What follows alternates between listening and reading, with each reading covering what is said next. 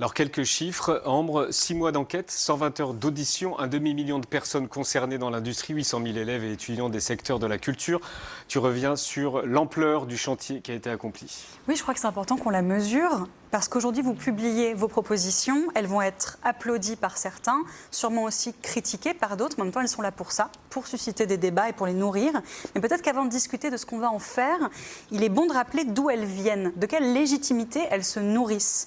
D'abord, cette commission, elle est née, vous le disiez, d'un appel, d'une demande d'une citoyenne à son gouvernement, pas n'importe quelle citoyenne, l'actrice Judith Godrèche, dans le sillage de ses prises de parole contre le cinéaste Benoît Jacot et du débat national qu'elles ont généré. Lors d'une audition au Parlement en mars 2024, elle dit cette phrase.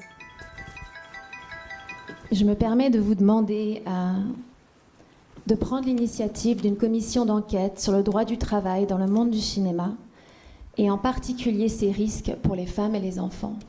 Demande entendue, l'Assemblée vote la création d'une commission d'enquête sur les violences sexuelles et sexistes dans le milieu de la culture.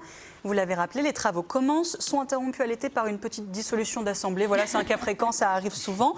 Reprennent à la rentrée. J'espère pas. Peut-être pas si souvent que ça, on l'espère. Pas tout de suite en tout cas, pas tout de suite. Et nous, on voulait juste rappeler la diversité des métiers que vous avez interrogés. Vous parliez de l'aspect systémique et c'est vraiment le système qui a été étudié parce qu'on a beaucoup parlé des auditions qui ont été faites de célébrités, d'actrices comme Sarah Forestier ou Anna Mouglalis qui a raconté plein d'anecdotes choquantes. En voici une. J'ai travaillé sur un film. Je devais être nue au-dessus d'un homme. Je dis au metteur en scène, mais non, je ne vais pas faire ça parce que la caméra va se retrouver littéralement sur mon sexe. On me dit non, ne t'inquiète pas, puisqu'à ce moment-là, la caméra va monter sur ton dos et t'accompagner, donc il n'y aura pas de problème. Je tourne la scène, la confiance était déjà un peu limitée. Je vais vérifier à la vidéo, je me rends compte qu'il y a... on voit même mes lèvres. Je refuse ce plan. Je le signale à mon agent. Il y a toute une équipe qui est témoin.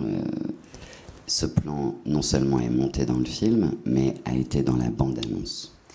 On a aussi parlé des auditions à huis clos d'acteurs célèbres comme Jean Dujardin ou Gilles Lelouch, ou encore de certains moments intenses comme la passe d'armes avec Dominique Besnéard. Mais il n'y a pas eu que ça dans cette salle d'audition. En fait, il y a plein de gens différents qui sont succédés sur ces sièges, des gens célèbres, des gens anonymes, des métiers de lumière, des métiers de coulisses, pour essayer d'avoir le tableau le plus complet possible. Côté musique, vous avez interrogé des patrons de grands festivals de musiques actuelles comme le Hellfest ou les Francopholies. Vous avez aussi interrogé les dirigeants de l'Opéra de Paris, côté danse et côté musique, ainsi que des directeurs d'orchestre et de conservatoires partout en France, des musiciennes comme la chanteuse Flore Benguigui ou la DJ et militante Paloma Colombe. Vous avez interrogé des institutions culturelles comme le Festival de théâtre d'Avignon, la direction de la Comédie Française, de l'Académie des Molières, ou le metteur en scène et directeur de théâtre Wajdi Mouad. Vous avez même interrogé des membres du gouvernement, la ministre de la Culture Rachida Dati et les anciennes ministres de la Culture, Roselyne Bachelot et Rima Abdul-Malak, mais aussi des médias, plein de médias, les grands groupes télé, des radios privées, Radio France, l'ARCOM, qui est le gendarme des médias, des producteurs, des auteurs de sketchs, des humoristes, des agences de mannequins. On pourrait continuer, mais on va zoomer sur un cas d'étude plus concret. Si on prend juste le milieu du cinéma, dans cette commission, vous avez essayé de disséquer chaque étape de la fabrication d'un film, du début jusqu'à la fin. Vous avez rencontré des scénaristes, des producteurs, des réalisateurs, des directeurs de casting et le CNC qui finance le cinéma. Ça, c'est la naissance d'un film.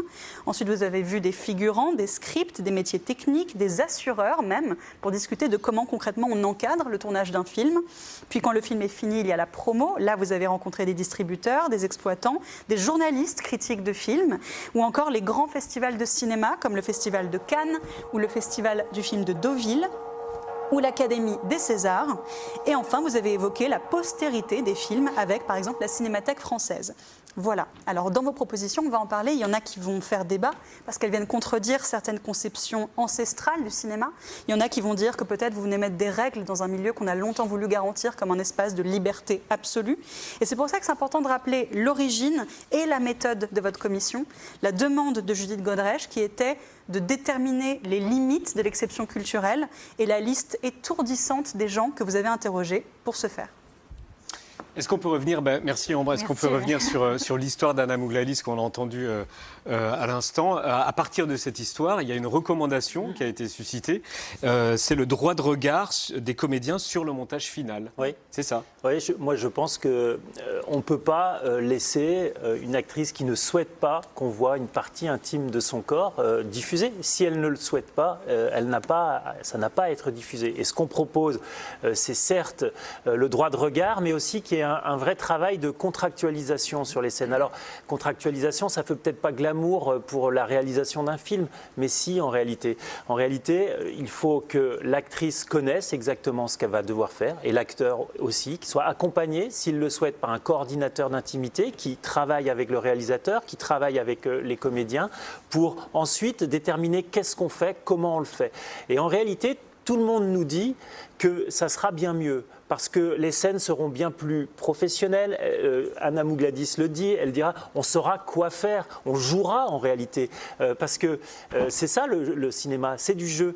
Et donc on est très loin de contraindre la création. Je crois qu'en réalité, on peut la sublimer avec ces coordinateurs d'intimité. Et ensuite, il y a, comme tout contrat, un droit de regard, et l'actrice qui décide que ce n'est pas exactement comme ça a été fait, le plan en question n'est pas pris, et le montage est légèrement différent, et ce n'est pas un drame. Alors, on va parler des autres recommandations dans 2 minutes, mais juste, donc ce sont des recommandations. Donc le dossier, il va partir où ? Sandrine Rousseau, vous allez le donner à qui ? Alors, on va le donner à plein de gens. Déjà, on a commencé à le donner à plein de gens, et déjà à tous les députés. Et puis, au-delà de ça, à la ministre de la Culture, aux responsables des institutions, à toutes les personnes auditionnées. Et là, en fait, une fois ce rapport fait, c'est une étape. Mais maintenant, il y a 3 autres étapes qui sont absolument déterminantes. La première, c'est la loi. Ça se transforme ? Ça se transforme. Donc, il y a une partie des propositions qui vont se transformer en loi. Et ça, c'est notre job à nous de continuer ce travail-là à l'intérieur de l'Assemblée nationale. Puis de faire des propositions de loi très concrètes, de protection des enfants, de protection des femmes, etc. Et puis, après, il y a une deuxième étape qui sont des politiques publiques. Par exemple, avoir des données un peu objectives sur la prévalence des violences, avoir des politiques publiques d'aide conditionnée, des CCHSCT, etc. Et puis après, il y a une troisième étape qui est de changer les mentalités. Parce qu'en fait, on peut faire toutes les lois qu'on veut si les mentalités ne sont pas renversées. C'est-à-dire que si l'ordre des priorités, si l'ordre des valeurs, si le corps des femmes, si le corps des personnes précaires d'une manière générale n'est pas davantage respecté par ceux qui ont le pouvoir à l'intérieur de ce système-là, on pourra faire toutes les lois que nous voudrons, cela ne changera rien. Donc il va y avoir le Festival de Cannes qui va s'ouvrir dans quelques jours. Oui. Eh bien, je lance un appel, vous avez une responsabilité.